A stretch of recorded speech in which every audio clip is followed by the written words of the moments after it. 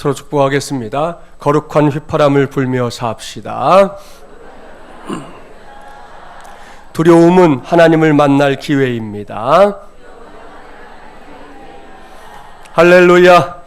오늘은 제14차 특세의 6번째 시간입니다. 오늘은 자기 의에 빠지지 않기 위해 몸부림치다 라는 제목으로 하나님의 말씀을 전하도록 하겠습니다. 오늘 우리가 만나볼 사람은 창세기에서 그 이름도 유명한 요셉입니다. 요셉은 그야말로 천신만고 끝에 애굽의 총리가 된 사람이지요. 이것은 무려 13년 만에 이루어진 꿈의 성취였습니다. 창세기 41장 46절 말씀에 따르면 요셉이 총리가 된 때 나이가 30세다 그랬습니다. 고작 17살 나이에 이국 땅으로 노예가 되어 팔려왔던 요셉입니다. 그랬던 한 소년, 노예 소년이 이제는 당당하게 한 나라의 총리가 된 겁니다. 놀라운 일입니다. 황홀한 일입니다. 그렇습니다. 요셉의 꿈이 이루어졌을 때 그의 마음은 감사와 기쁨으로 충만했을 겁니다. 틀림없습니다. 그렇다면 누가 이런 기쁨을 주었습니까? 도대체 어떻게 노예가 한 나라의, 그것도 당대 최고의 강대국이었던 애굽의 국무총리가 될 수 있었던 겁니까? 무엇이 요셉을 수렁에서 건져내어서 위대한 인물이 되게 했습니까? 요셉의 생애를 이렇게 적극적으로 만든 건 도대체 무엇이냐 하는 질문입니다. 그것은 이 모든 것을 가능하게 한 것은 다른 것이 아니라 오직 하나님의 은혜 때문이었습니다.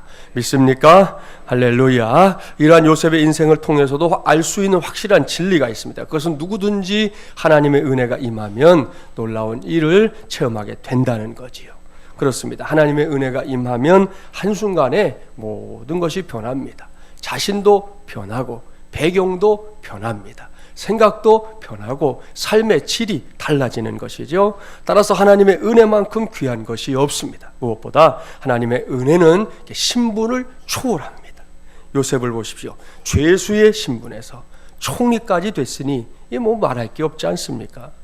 저 바깥 세상에서도 사람 팔자 시간 문제다라는 말이 있는데요. 이 말은 함부로 사람을 판단해서는 안 된다는 말 아닙니까? 신앙 안에서도 다르지 않습니다. 성경은 사람을 외모로 판단하지 말라 일찍부터 말씀하고 있습니다. 특별히 이 젊은이들, 오늘 찬양을 담당한 이런 어린 친구들 겉모습만 보고 쉽게 평가해서는 안 됩니다. 왠지 아시죠? 이들 속에 그야말로 무한한 가능성이 꿈틀거리고 있기 때문입니다. 미국의 한 농장 주인이 자기 집에서 일하던 종이 자기 딸과 이렇게 사귀는 것을 알고는 그를 쫓아내버렸어요. 그로부터 35년이 흘렀습니다. 그 주인이 창고를 이렇게 치우다가 오래전 그 종의 짐, 두고 간 짐을 쫓겨났으니까 놓고 간 거죠. 발견했어요. 거기에 이 종의 이름이 쓰여 있었는데 그는 그 당시 미국의 제20대 대통령으로 나라를 다스리고 있었던 제임스 A. 가필드라는 사람이었습니다. 무슨 이야기입니까? 농장 주인은 훗날 대통령이 될 만한 사윗감을 알아보지 못하고 그때 그의 천한 신분만 보고 겉모습만 보고 내쫓아 버렸던 것이죠. 정말이지 한 치 앞도 내다보지 못하는 인간의 어리석음을 단적으로 볼 수 있는 실화입니다. 사랑하는 세배용사 여러분, 하나님의 은혜가 임하면 종도 대통령이 될 수 있습니다.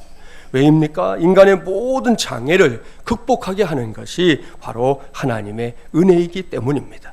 따라서 이 새벽에도 저와 여러분은 다른 것도 사모해야 되겠지만 하나님의 은혜부터 사모하기 바랍니다. 괴테는 먼지도 태양빛을 받으면 빛을 발한다 그랬습니다. 의미심장한 말이에요. 우리가 아주 하찮게 여기는 먼지도 그렇다고 하니 사람은 어떻겠습니까? 비록 먼지 같은 인생이라 할지라도 스스로는 물론이고 뭐 주변에 있는 사람들로부터 먼지 취급을 받는 그런 인생이라 할지라도 태양빛과 같은 하나님의 은혜를 받으면 얼마든지 그 빛을 발할 수 있다는 걸 우리는 확실하게 믿어야 할 것입니다. 물론 우리 편에서의 노력과 교육, 훈련 중요합니다. 그러나 그 위에 하나님의 은혜가 부어지지 않으면, 하나님의 은혜가 머물지 않으면 그러한 땀 흘림이 무용지물이 될 수 있다는 것이죠. 요셉은 이러한 사실을 잊지 않았습니다. 그는 총리가 되었을 때에도 하나님의 은혜를 결코 잊지 않았습니다. 어떻게 그것을 알 수 있느냐? 요셉이 총리가 된 후를 한번 주목해 보세요. 그는 기고만장하지 않았습니다. 모든 것이 내가 노력해서 얻은 결과다 이렇게 생각하지 않았습니다. 그랬기 때문에 자신에게 주어진 권한을 제멋대로 사용하지 않았던 거예요. 그는 하나님께서 왜 자신을 세우셨는지에 주목했습니다. 그 결과 7년 풍년의 때에 다가오고 있는 7년 흉년을 철저하게 대비할 수 있었던 것이죠. 이렇게 요셉은 자신이 받은 하나님의 은혜를 잊지 않는 건 물론이고 하나님께서 맡겨주신 사명도 놓치지 않았습니다. 얼마나 귀한 일입니까? 오늘 주신 말씀을 보면 그러한 요셉의 삶이 이제 새로운 상황에 놓이게 되는데요. 본문 1절과 2절 말씀 함께 봉독합니다. 1절 2절입니다. 그때에 야곱이 애굽에 곡식이 있음을 보고 아들들에게 이르되 너희는 어찌하여 서로 바라보고만 있느냐?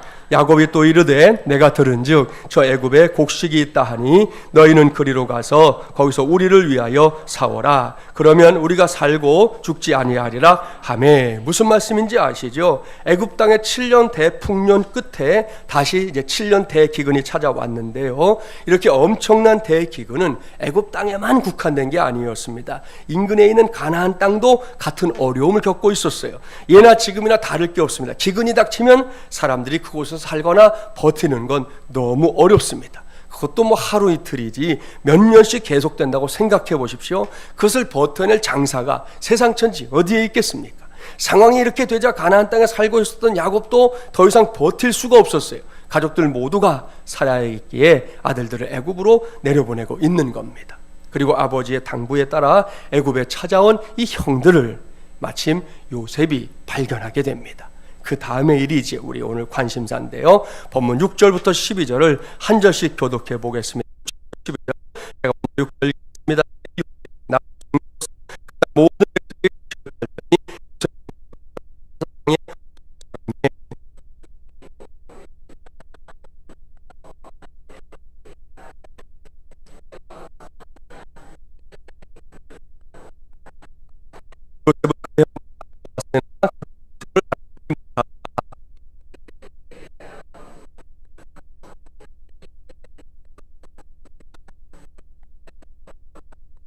그들이 당신의 종들은 공부를 하고 온나이다.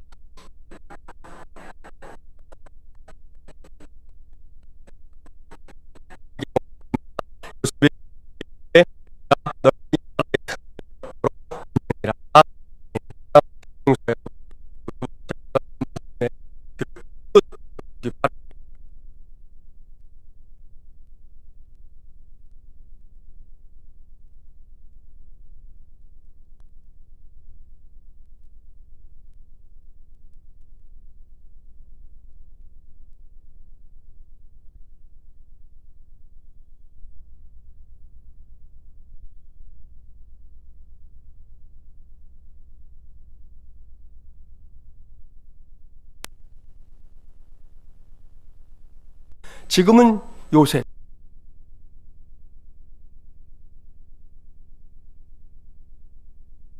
아니에요. 그로부터 시간은 속절없이 흘렀고 그 와중에 갖은 어려움을 다 겪은 요셉이 최강대국 가운데 하나였던 애굽의 2인자, 1인 지하, 만인 지상의 자리인 총리에 올랐습니다.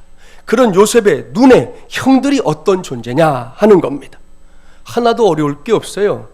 자신을 사람 취급도 받지 못하는 노예로 팔아버린, 좀 심한 말을 해야 되겠어요, 때려 죽이고 싶은, 그야말로 원수 중에서도 최상급의 원수들입니다. 맞지요?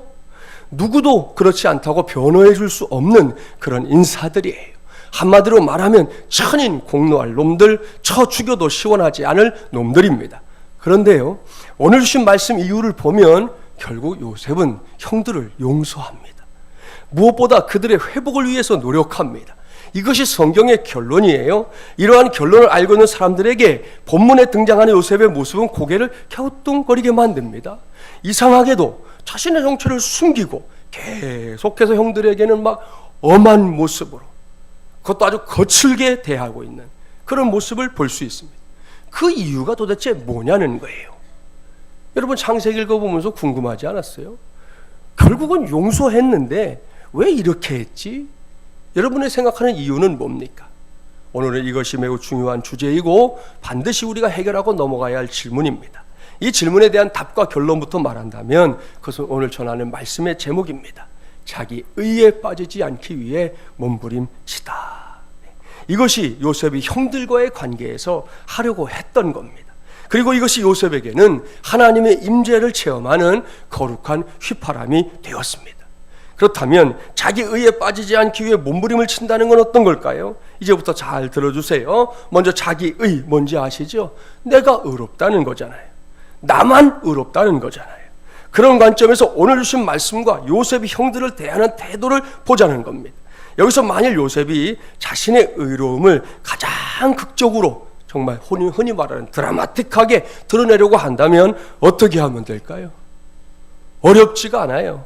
이렇게 하면 됩니다. 먼저 형들이 오래전에 제발 살려달라고 눈물로 애원하던 자신을 구덩이에 빠뜨려서 죽이려고 했던 그 사실부터 온 세상 천지에 폭로하는 겁니다. 요즘 같으면 국내 방송사뿐만 아니라 CNN도 부르고 BBC도 부르고 NHK도 부르고 해외 유명 언론들 다 동원하면 돼요. 구름대처럼 모인 기자들 앞에서 자신을 죽이겠다는 사악한 마음을 품고 자기를 구덩이에 집어던져 놓고 옆에서 아무런 일도 없다는 듯이 밥을 먹었던 형들의 그 파렴치한 모습을 세상에 다 까발리면 되는 겁니다. 그뿐이 아니죠. 구덩이에서 애걸하는 동생, 이 불쌍한 동생을 외면하고 단돈 은 20에 위대한 상인에게 동생을 팔아먹은 일 등등, 이러한 형들의 죄악을 막 동네방네 다니면서 하나도 빠뜨리지 않고 철저하게 폭로하는 겁니다. 여기서 끝 아니에요. 그런 다음이 더 중요해요. 정말 이제 드라마틱하게 모든 사람들 앞에서 이렇게 외쳐야 합니다. 그럼에도 불구하고 나는 저들을 용서합니다. 이렇게 되면 그 다음의 스텝이 뭔지 뻔하잖아요. 요셉은 주변 사람들로부터 큰 박수 받을 겁니다. 그뿐이 아닙니다. 천하에 이런 용서의 사람이, 이런 사랑이 없다고, 요셉이야말로 너무나 훌륭한 사람이라고 크게 칭송받을 겁니다. 신문에는 대문짝만한 특종기사도 실리겠지요. 사람들은 그 기사를 보면서 엄청난 감동을 받을 겁니다. 그러나 요셉이 이렇게 되면 형들은 어떻게 됩니까? 형들은 영원한 죄인이 됩니다.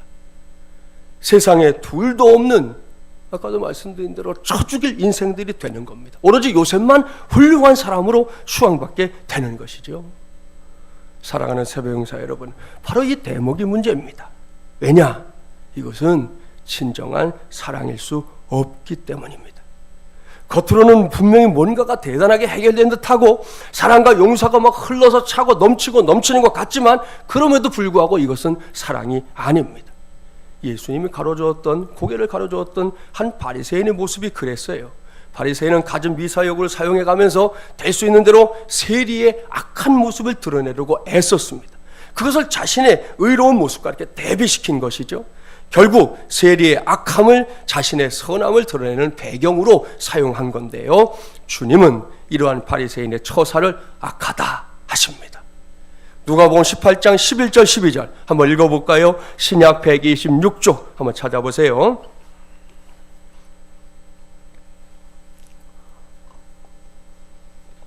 누가복음 18장 11절 12절 신약 126쪽 함께 봉독합니다. 바리새인은 서서 따로 기도하여 이르되 하나님이여, 나는 다른 사람들 곧 토색, 불의, 간음을 하는 자들과 같지 아니하고 이 세리와도 같지 아니함을 감사하나이다. 나는 일에 2번씩 금식하고 또 소득의 11조를 드리나이다 하고. 이 말씀을 잘 보세요. 우리 주변에 이런 사람들이 있어요. 아주 좋은 사람입니다. 진짜 좋은 사람입니다. 주변의 평가도 매우 좋습니다. 그런데 그 사람 옆에 있으면 이상하게 다 나쁜 사람이 돼요. 아니, 그 사람의 일거수일투족이 주변 사람들을 몽땅 다 나쁜 사람으로 만듭니다. 그런 사람이 어떤 모임에 들어가면 그 모임의 사람들은 상대적으로 좀 파렴치한 사람들이 되는 거예요. 몹쓸 인간들이 되어버려요.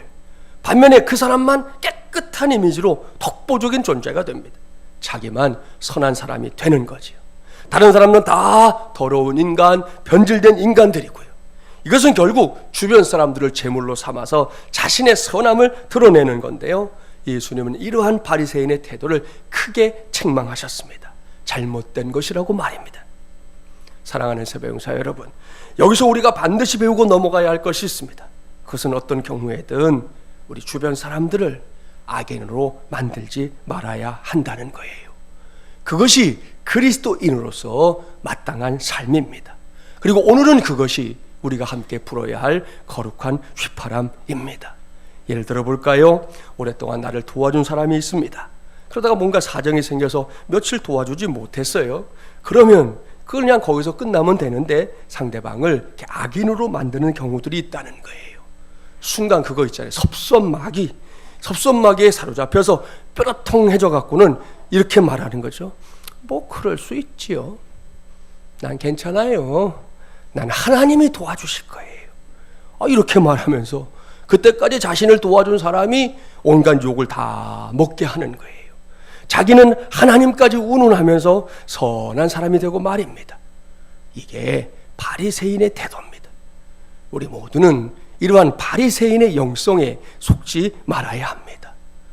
리더십에 관한 글들을 읽어보면 지도자들을 크게 선비와 리더로 나누는데요. 선비는 여러분이 아는 대로 독야청청한 사람이잖아요. 늘 지고주순한 이 학 한 마리가 되려고 합니다. 그러나 선비의 주변은 다 변절자들이에요. 보십시오. 선비는 깨끗해 보이지만 결국은 아무 문제도 해결하지 못하는 존재에 불과합니다. 이것은 역사적으로도 이미 증명한 바예요. 반면에 리더는 욕을 먹더라도 문제를 해결합니다. 링컨 대통령 전형적인 리더입니다. 문제 해결이 안 되니까 전쟁도 불사해요. 악역을 맡아서라도 자신이 나쁜 나라가 되어서라도 이 거대한 문제를 해결해야 된다고 하는 그 역할을 기꺼이 감당해 냈던 것이죠. 우리는 오늘 요셉을 그런 관점에서 봐야 합니다. 요셉은 형들의 그 변화를 위해서 악역을 자처하고 있는 거예요. 앞서 말씀드렸지만 내 속에 있는 감정만 생각한다면 그 자리에서 형들을 요절내면 그만이에요. 그게 제일 쉬운 방법입니다. 이 손가락 한번 까딱하면 애굽의 군사들이 다다다다다 달려올 것이고 잡아가라, 처단해라, 그럼 끝나는 거예요. 아무것도 더 이상 할 게 없어요. 그래도 요셉은 얼마든지 사람들이 의롭다 말할 겁니다. 그러나 그것이 하나님의 식은 아니라는 거예요. 하나님의 마음을 잘 알았던 요셉은 일부러 더 엄한 소리를 내고 있습니다. 이어지는 말씀 오늘 다 못 읽었지만 여러분, 형들을 감옥에 막 집어넣기까지 하잖아요. 생각하기에 따라서는 이 성경을 읽다가 갑자기 우리 마음에 무슨 마음이 드냐면 요셉이 좀 심하다? 뭐 이렇게까지 이런 마음이 든다는 거예요. 그런데 요셉이 이렇게 했기 때문에 지난 13년 동안 가장 지독한 악인들이었던 형들이 순식간에 뭐가 됩니까? 약자들이 됩니다. 이 일이 있기 전까지 형들은 강자였어요. 동생도 팔아넘길 수 있는 힘을 가진 그런 사람들이었지만 요셉이 악역을 자처하고 나섬으로 인해서 순식간에 그들은 약자가 돼요. 스스로에게는 물론이고 성경을 읽고 있는 우리에게까지도 그들이 동정받을 여지가 생기게 된다는 겁니다. 이 사건의 결론 아시죠? 형들이 변화됩니다. 예전의 형들이 아닌 전혀 새로운 사람들로 변하고 말았습니다. 이것이 요셉의 진짜 의도였습니다. 또한 이것이 요셉이 오로지 하나님 앞에서만 불었던 거룩한 휘파람입니다. 사랑하는 새벽용사 여러분, 앞으로 우리 교회 안에 요셉 같은 사람들이 많이 나오게 되기를 바랍니다. 교회도 다르지 않기 때문이에요. 자기만 의롭고 다른 사람들은 다 악하게 여기는 그런 사람들이 많아지면 그 교회는 반드시 불행에 빠집니다. 무슨 말인지 아시죠? 성경에서 공동체를 놓고 가장 조심하라 일컫는 것 중에 하나가 자기의이기 때문입니다. 그렇습니다. 자기만 의로운 사람은 공동체를 힘들게 만들 수밖에 없어요. 반면에 자기 자신보다 다른 사람을 더 많이 이해하고 배려할 줄 아는 사람, 그러한 이타적인 사람들이 많아지면 많아질수록 그 교회는 분명히 행복해지는 공동체가 될 줄 믿습니다. 제14차 특세의 첫 번째 주간을 마무리하고는 우리 모두가 그런 성도 되기를 힘쓰고 우리 교회가 그런 교회 되기를 힘쓸 때 하나님께서 우리를 통해 이루실 귀한 역사들이 우리를 기다리고 있을 줄 믿습니다. 그런 의미에서 바로 내 옆에 있는 바로 그분, 내가 잘 알든 모르든 마중물이라는 가족이라고 하는 이름으로 묶여있는 우리 모두가 서로에게 그런 역할들을 잘 감당해내서 하나님이 기뻐하시는 성도, 하나님이 기뻐하시는 교회 든든하게 세워가기를 주님의 이름으로 간절히 축원합니다.